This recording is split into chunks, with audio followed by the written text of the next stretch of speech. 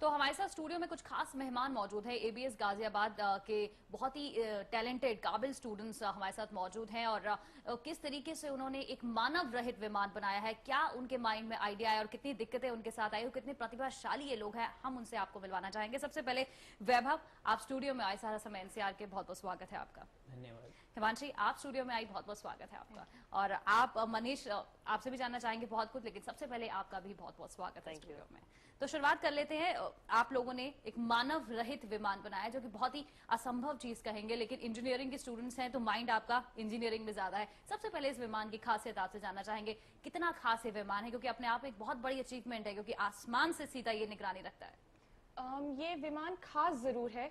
Moreover ये manually तो हम उड़ा सकते ही हैं, इसको हमने एक ऑटोनॉमस तरीके से उसको हमने मॉडिफाई किया है।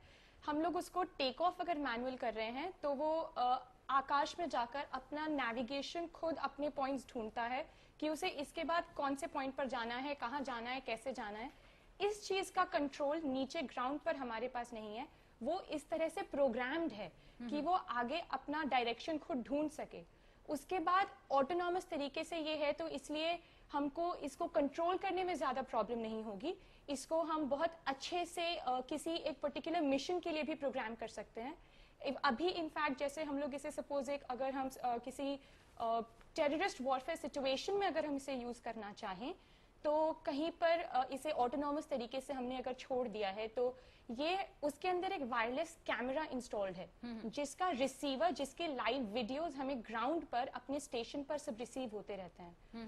तो जब वो किसी भी बिल्डिंग के ऊपर से, किसी भी सस्पेक्टेड एरिया के ऊपर से उड़ता है तो वहां के लाइव वीडियोस हमें सेंड करता है जिसमें से हम सस्पेक्टेड एलिमेंट्स को ढूंढ सकते हैं। सो वो हमारे लिए काफी यूजफुल होगा। बिल्कुल, एक बहुत बड़ा अचीवमेंट कहेंगे, क्योंकि बहुत छोटी उम्र में आप तीनों ने बहुत कुछ कमाल कर दिखाया है। मनीष, आपसे क्या कहेंगे आप कि किस तरीके से माइंड में आप तीनों ने ये बनाया है? किस तरीके हमारी पूरी टीम ने बनाया है? अच्छा, पूरी टीम के दिमाग में कब ये बात उठी कि हम ये एक एक्सपेरिमेंट, एक प्रयोग करते हैं? हमारे कॉलेज में ये एक्सपेरिमेंट 2006 से चल रहा है। हमारे कॉलेज ने R&D डिपार्टमेंट 2006 में स्टेब्लिश किया था। उसके बाद से हम लोग लगातार जो यूएस और कोरिया में कॉम्पिटिशन्स हो रहे हैं उसमें हम लगातार पार्टिसिपेट करते आ रहे हैं। 2 बार हम लोग यूएस गए हैं और 1 बार कोरिया। लास्ट टाइम हमने क्वाड टेक्नोलॉजी यूज करी थी जो कि बहुत ही लेटेस्ट है और किसी भी कंट्री में अभी तक क्वाड टेक्नोलॉजी को जीपीएस के थ्रू अभी तक कनेक्ट नहीं किया गया, जो कि हमारे कॉलेज के स्टूडेंट्स ने किया था। हमने इस टीम को 4 महीने पहले ज्वाइन किया, जो कि कोरिया मिशन के लिए किया था। देन हमने इस फिक्स विंग एक एयरक्राफ्ट बनाया जो कि कोरिया में हमें 3 मिशन कंप्लीट करने हैं। उस मिशन के लिए पर्टिकुलर हमने ये प्लेन डिजाइन किया है।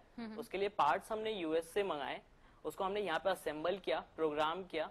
उसमें जीपीएस होता है, उसमें 4 सेंसर्स होते हैं actually, GPS, magnetometer, IMU and gyroscope.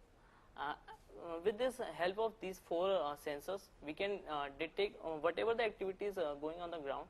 हम उसको डिटेक्ट कर सकते हैं और जीपीएस के थ्रू उसकी एग्जैक्ट लोकेशन को ट्रैक कर सकते हैं। What is it's longitude, latitude, in which direction that particular thing is, and उसके हम एल्टीट्यूड भी पता कर सकते हैं। तो इसमें चलिए, ये खासियत है। वैभव, 6 महीने का वक्त लगा आप पूरी टीम को ये इस पूरे एक्सपेरिमेंट को इस्तेमाल करने में, प्रयोग करने में, शुरुआत करने में। 6 महीने का काफी लंबा वक्त था, लेकिन बहुत बड़ा अचीवमेंट है, बहुत बड़ा प्रयोग है। क्या कुछ इस 6 महीने के दौरान आप लोगों ने सोचा, कहाँ पे आपको किसी की साथ मिला, कहाँ पे आपको दिक्कतें हुई, चैलेंजेस हुए, क्योंकि बहुत बड़ा चैलेंज है इतनी उम्र में बनाना? दिक्कतें तो काफी आती हैं, क्योंकि जो इसमें हमने सामान यूज करा है, सबसे पहली चीज तो ये है कि भारत में इसका पूरा मतलब ढंग से भी इतना वो टेक्नोलॉजी आई नहीं है यूएवी की इंडिया में, तो हमें उसका सामान गैदर करने में मुश्किल पड़ी। फिर उस पर वर्क कैसे किया जाए, तो हमने काफी अपने जो हमारे सुशांत सर हैं, प्लस हमारे कॉलेज मैनेजमेंट है, उन्होंने हमें काफी साथ दिया।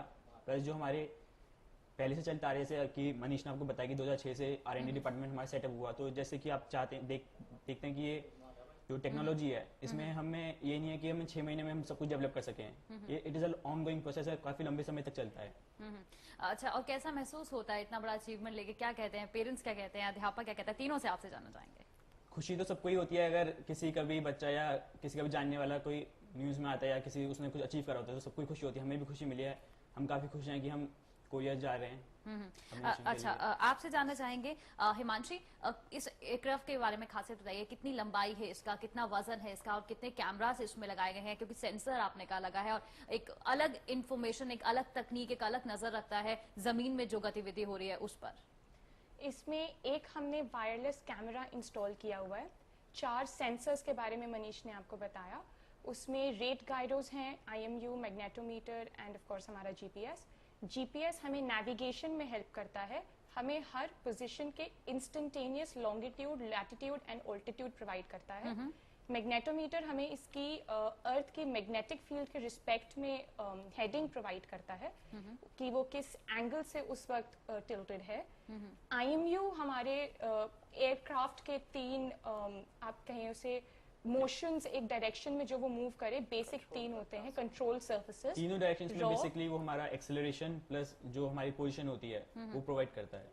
If there is some error, तो उसको वो करेक्ट भी करता है ऑटोमेटिकली। हमने एक PID कंट्रोलर यूज किया है, अच्छा, तो अगर कुछ टिल्ट ज्यादा हो गया हमारा प्लेन तो वो अपने आप ही उसको कंट्रोल कर लेगा PID कंट्रोलर की हेल्प से। लेकिन एक बात जो पता चली कि लकड़ी के कारण ये, क्योंकि लकड़ी का बना है, वुड का बना है, वुड का बना होता है है जो ना, काफी तो लाइट वेट होता है, इसी मतलब उसकी एप्लीकेशन ही इसमें लेकिन use कर लेते रडार हैं। से दूर रहता है ये, तो ये कमी नहीं लगती है? क्योंकि अगर जाहिर सी बात है, जो इस विमान मानव रहित विमान है, गतिविधि देखने के लिए अगर किसी कंट्री में जाता है तो एक मेटेलिक विमान होता है जिससे पता चल पाता है कि हाँ, अगर किसी और कंट्री में गया तो ये इंडिया का प्लेन यहाँ पे क्यों आ रहा है, लेकिन लकड़ी का शायद नहीं पता चल पाता है। ये एक नेगेटिव पॉइंट नहीं लगता?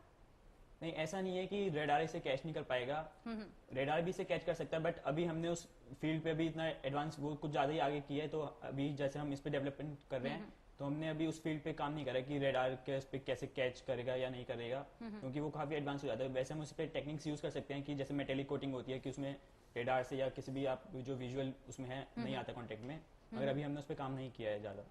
चलिए, तो वैभव, हिमांशी और मनीष तीनों से आपसे चर्चा जारी रहेगी। एक वक्त ब्रेक का हो गया है, तो ब्रेक के बाद लौटेंगे और उसके बाद जानेंगे इन प्रतिभाशाली छात्रों से आगे की क्या कुछ प्लानिंग है और कितना कंट्रीब्यूशन इनको अपने सीनियर से मिला है। जो लौट रहे, देखते रहिए खास पेशकश।